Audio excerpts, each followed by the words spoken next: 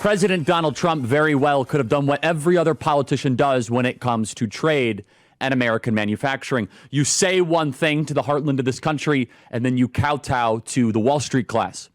We have gone into great detail on this program on what is a tariff, where do tariffs come from, why do certain countries embrace them, and why do they not?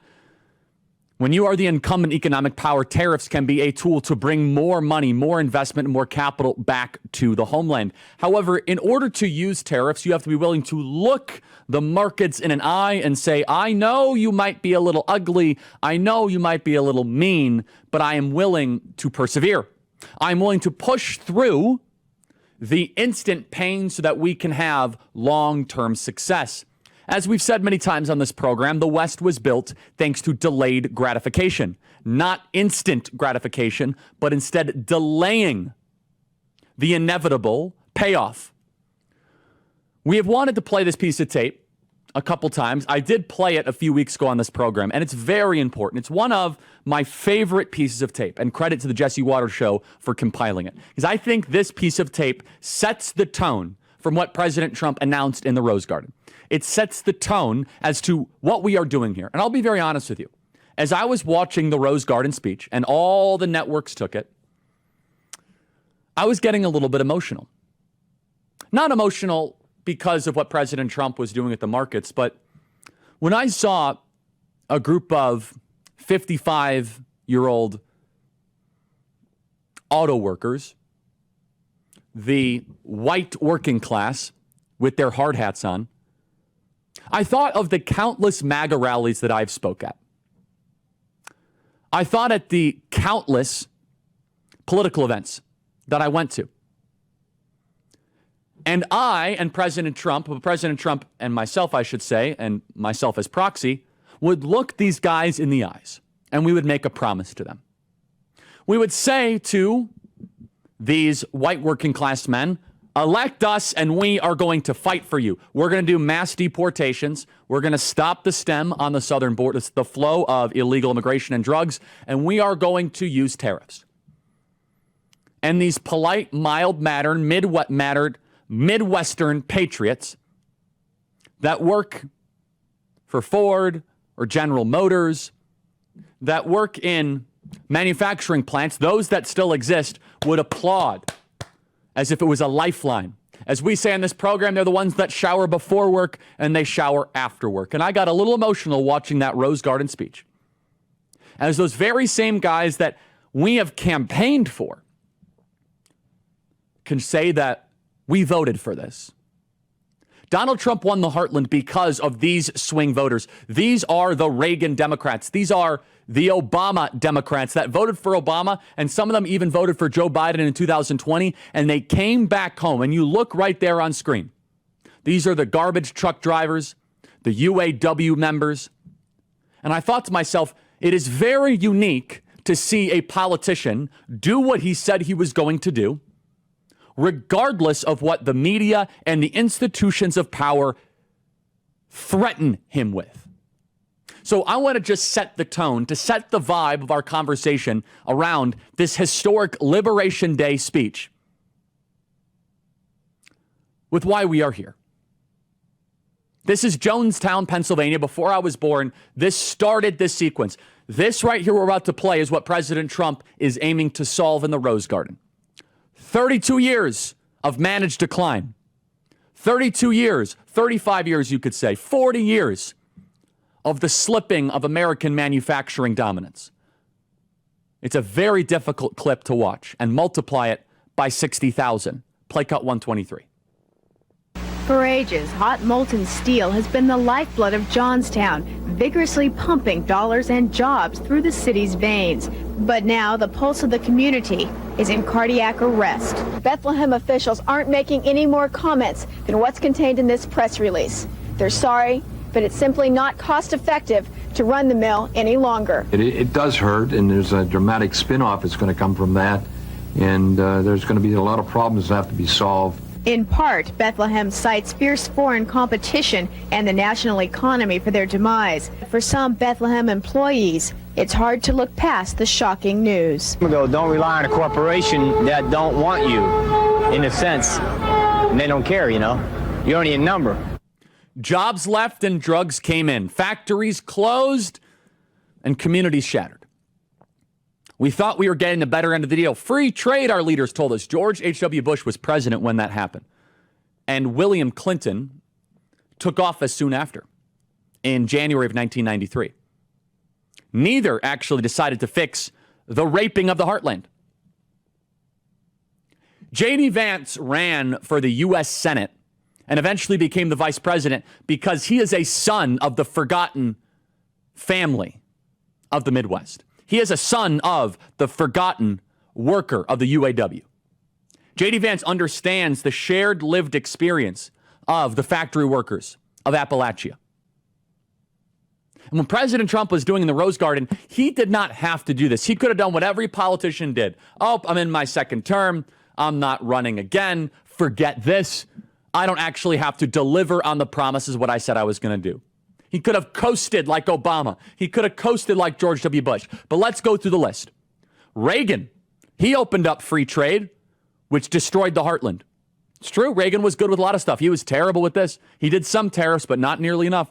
Bill Clinton accelerated. George W. Bush was terrible. George W. Bush was awful. Barack Obama, terrible. Joe Biden, he's the first president in the post-World War II based order to say enough. Because President Donald Trump feels an obligation to the people that actually put him into office. He made a promise. He made a pledge. And to fulfill that pledge and to fulfill that promise requires moral clarity that we have not seen from an American president since probably Dwight D. Eisenhower. This is J.D. Vance, who understands the ramifications, the weight, and the heaviness of exactly what President Trump was contesting for in the Rose Garden speech known as Liberation Day, play cut 121. There were two conceits that our leadership class had when it came to globalization. The first is assuming that we can separate the making of things from the design of things. The idea of globalization was that rich countries would move further up the value chain while the poor countries made the simpler things. You would open an iPhone box and it would say designed in Cupertino, California. Now the implication, of course, is that it would be manufactured in Shenzhen or somewhere else. And yeah, some people might lose their jobs in manufacturing, but they could learn to design, or to use a very popular phrase, learn to code. But I think we got it wrong. It turns out that the geographies that do the manufacturing get awfully good at the designing of things. Now, we assume that other nations would always trail us in the value chain, but it turns out that as they got better at the low end of the value chain, they also started catching up on the higher end. We were squeezed from both ends. President Donald Trump announced a solution to what J.D. Vance diagnosed as the problem. And I'm going to tell you the exact tariffs that he announced. It's going to be a baseline 10% tariff on all U.S. imports. That's big, everybody. You are seeing the redesigning and the restructuring of the artificial intelligence economy. You are seeing the restructuring of the geopolitical hemisphere that America will lead. The Western hemisphere, the Northern hemisphere that we are in, that we live in, is going to be dominant and self-reliant. Reliant on China no more. You're seeing the recalibration of exactly how we view economic matters. And it's been long overdue, because the deal post-World War II is we don't need to make stuff. We can just consume stuff. We could trade a bunch of money and hedge against it, maybe a little real estate economy, and we'll build software, not hardware. And it has resulted in the crippling of our great nation.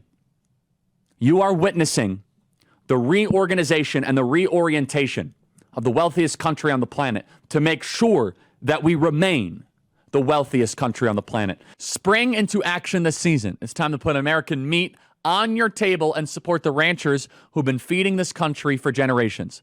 GoodRanchers.com delivers high-quality American-raised meat to your doorstep. And right now, you can get free bacon, ground beef, seed oil-free chicken nuggets, or salmon for a year, and then $40 off, a discount they've never offered before. Head to GoodRanchers.com and show your support for American ranchers today. Good Ranchers, American meat delivered. And there will be market volatility. There will be turbulence. It's basically like taking cough syrup. It doesn't feel good, but it is good for you. It's necessary. We have been on borrowed time. We have been on borrowed future promises. And you are not a nation if you do not make stuff in your nation. Let's play cut 122. The second is that cheap labor is fundamentally a crutch, and it's a crutch that inhibits innovation. I might even say that it's a drug that too many American firms got addicted to. And so I'd ask my friends, both on the tech optimist side and on the populist side, not to see the failure of the logic of globalization as a failure of innovation. Indeed, I'd say that globalization's hunger for cheap labor is a problem precisely because it's been bad for innovation. Both our working people, our populists, and our innovators gathered here today have the same enemy. And the solution, I believe, is American innovation. So the U.S. Trade Representative has chronicled every tariff and every trade restriction on the United States. President Trump has said they calculated an effective average tariff on U.S. goods.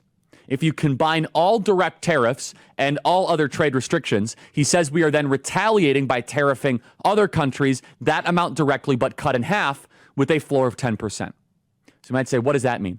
A lot of tariffs. That's what that means. It's going to be a lot of tariffs with China. And they could reciprocate. And I'll be very honest, it might be harder to go buy piles of plastic that you do not need. Do you want to be reliant on the Chinese Communist Party? Do you want to be subservient to a foreign land? Are we a colony or are we a country? And I can tell you who's cheering this right now. The auto workers in Michigan. The welders in Wisconsin. The people that showed up in record enormous numbers to vote for President Trump are enthusiastically giving a standing ovation for this right now. And do you know how you avoid a tariff? You make your product in America. And understand, if President Trump was just doing tariffs, it's a left-hand, right-hand situation. On the left hand, you say just tariffs. If he was only doing tariffs, it'd be a little rough. But he's doing the brilliant second move. He's doing the brilliant right hand that makes it all happen. He's doing tariffs plus tax cuts, deregulation, and drill baby drill. So when you pair those two together, all of a sudden tariffs make a lot more sense. And he's so smart to do this. So in the spring, he announces tariffs, which he can do with his unilateral authority. Get the tough stuff out of the way. Take the pill, everybody. Maybe it's not as bad as you think. And then the all-encompassing strategy is, boom, on the second part, is a massive reconciliation bill of tax cuts, of no tax on tips, of drill baby drill, of balancing the budget. President Trump is also offering tax deductions on interest on car loans, on American-made cars. So when you then look at the entire picture and you are a foreign company, you have to ask yourself a very simple question. Do you want to be able to access the American consumer? What President Trump is doing is he's saying, hey, in order to access the American consumer, you got to make the stuff here because the American consumer is the golden prize on the planet. Let me say that again. The American consumer is the golden prize. We consume more than any other nation. We are a consumerist economy. We buy and we buy and we buy and we go out to eat. The Japanese are not like that at all. They have a deflationary problem. They save their money under pillows, basically. That's why almost nothing goes up in downtown Tokyo. They have a deflation problem. They got to keep on printing money and going through quantitative easing. In America, it's the exact opposite. We have high leverage and huge money velocity and investment and risk-taking and entrepreneurialism. So we are the golden prize. We are the top accomplishment. If you are a Dutch company, a German company, an Argentine company, a Colombian company, you can never reach global international success if you cannot get into the U.S. market. But now in order to reach the U.S. market, you have to make that good in the United States of America. Employ American labor. Not just say, hey, I want to access the American market. Thanks so much. Let's trade some dollar bills. I'm going to bring all the profits back to Bogota. I'm going to bring all the profits back to Brussels. I'm going to bring all the profits back to Copenhagen. I'm going to bring all the profits back to Amsterdam. Meanwhile, all we get in return is a pile of plastic. No, instead we say, if you want to be able to do that, make the good in Knoxville. Make the good in Marshallton, Iowa. Make the good in Flagstaff, Arizona. Employ American labor. China has now taken the most extraordinary step of building in Mexico to avoid tariffs and access America's prized market. We are the largest market in the world. We're going to start acting like it. Hey, everybody. Thanks so much for watching. First and foremost, make sure you subscribe to our YouTube channel and hit the bell. It really helps us out, and we love it when you leave comments. Share these videos with your friends. Also, get involved with Turning Point USA at tpusa.com. We have our Student Action Summit coming up this summer. We have our Young Women's Leadership Summit. All of the biggest and most amazing events of the summer at tpusa.com. That is tpusa.com. Again, hit subscribe, hit the bell. Thanks for watching.